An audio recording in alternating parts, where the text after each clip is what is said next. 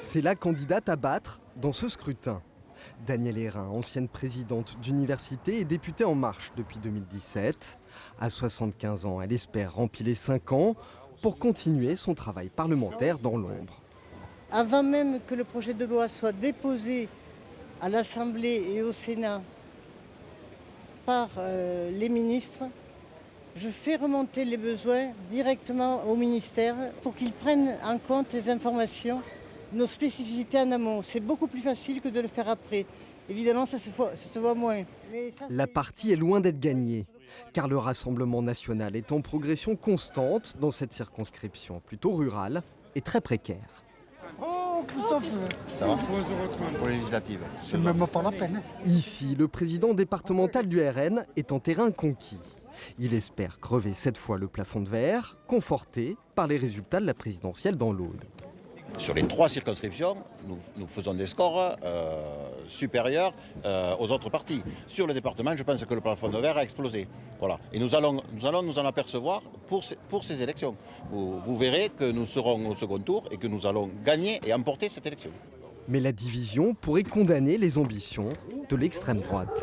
Axel Rouliot, je suis candidat aux élections législatives pour le parti Reconquête. Je ne sais pas si vous voyez ce que c'est. Si, Okay. très bien. Très bien, parfait. Car le parti d'Éric Zemmour présente aussi un candidat. Axel Rouliot, 22 ans et étudiant, est convaincu que Reconquête réalisera un meilleur score qu'à la présidentielle. Les gens qui, par conviction, étaient de notre côté, mais qui sont partis vers le Rassemblement national pour faire barrage à Jean-Luc Mélenchon, ça ne sera pas le cas cette fois.